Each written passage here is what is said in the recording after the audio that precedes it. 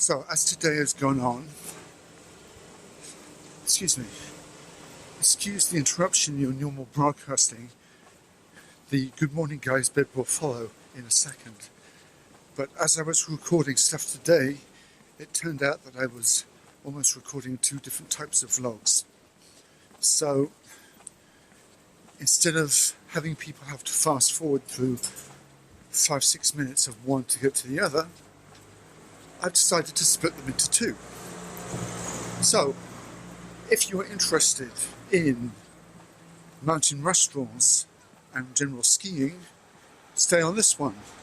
Alternatively, if you are more interested in poker, then there should be a little eye up in the top right hand corner that you can click to go there instead. Thank you for your understanding. You may carry on.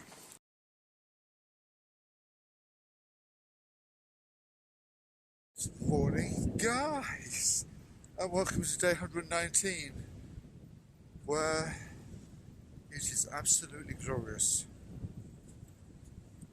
Not a cloud, well, I say not a cloud in the sky. A few over there, but we won't look over there. Blue sky, sunshine, a little chill in the air. Snow's staying up quite well.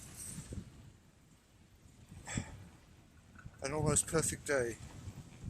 And due to popular demand, and by popular demand I mean of course one person asked me this, if I would review restaurants, the mountain restaurants in Courchevel. It's not really my thing, but as there's nothing much to do, here are my reviews of the 7 or 8 restaurants that are on the mountain. I should point out, of course, before I start, that all mountain restaurants are pricier than normal restaurants. That's just the way of life. Shipping food up the mountain every day is expensive. However, there are different qualities, levels of service, and generally, with anything, there are different levels. So, here we go. Oh, and I should, of course, point out that, of course, I have not actually been to all of these restaurants. I've been to quite a few of them, but I haven't been to all of them. So these reviews are made up from my experience, plus the opinions of many other people in resort who do this a lot more than I do. Behind me, at the top of the plantry chair, we have the soucoupe. Generally, a good restaurant, expensive, but some people said this year that the service has slipped slightly. Maybe it's just this year, who knows. Anyway, soucoupe.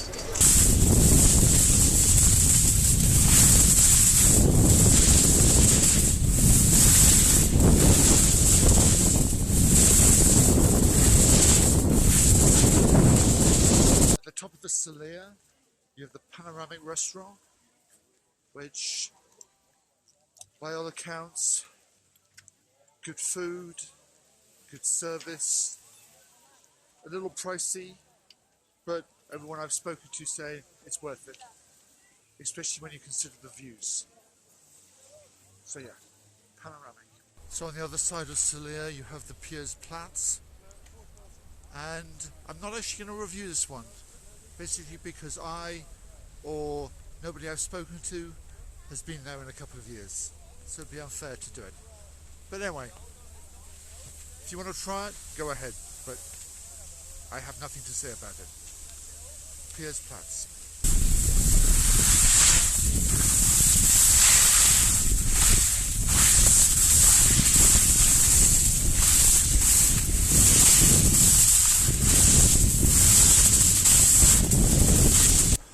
Over in 1650, at the top of the bubble, we have the Bel Air, which is an incredibly popular restaurant. Good food, good service, reasonably priced, and they even have a little snack bar if you don't want to sit down. And an amazing terrace that with views stretching out over 1850 and the Altiport. So, thumbs up from me for this one. And about 100 metres down the mountain, you have the Casserole, which generally an okay restaurant. Doesn't quite have the views, and from what I've heard, sometimes there are too few people looking after too many clients, so service is not as good as it could be, from what I've heard at least.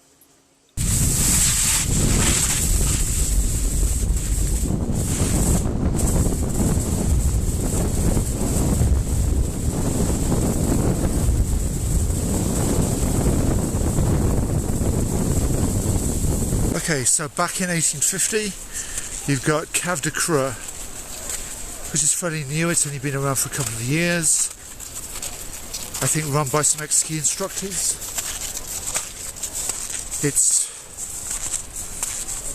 It's good, it's expensive, but I think you get what you pay for.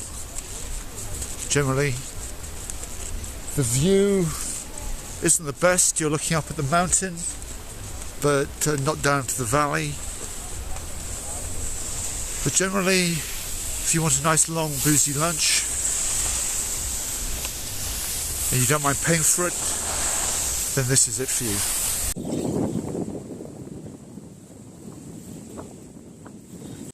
And just below Cave de Creux, you have the iconic, or should that be ironic? No, iconic Cap Horn, just above where the Altiport is situated.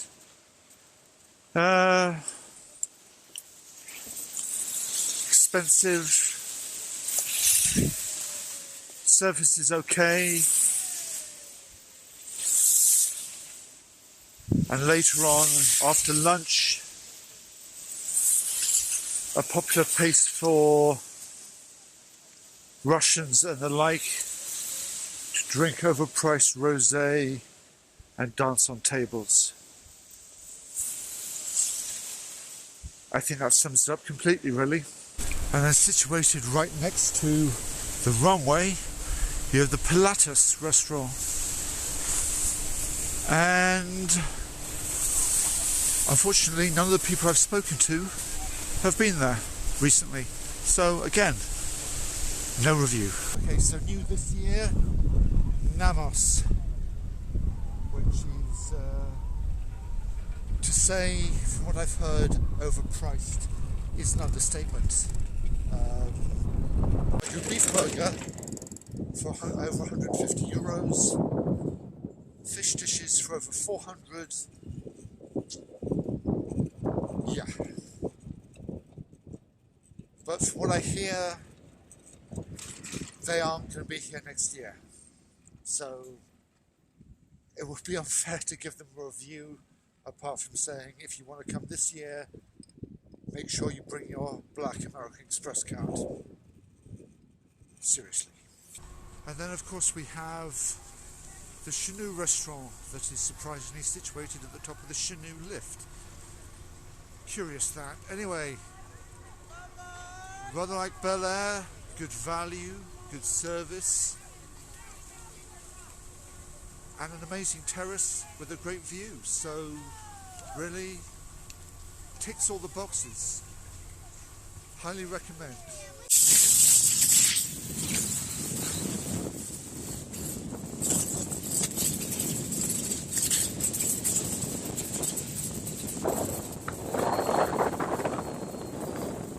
And then of course, as you take your last run of the day, you can't help but notice Chalet de Pierre with its huge terrace. Fairly expensive, but rather like Cave de Creux, you get what you pay for. Yeah, that's really it. You get what you pay for. It's got a great terrace and expensive.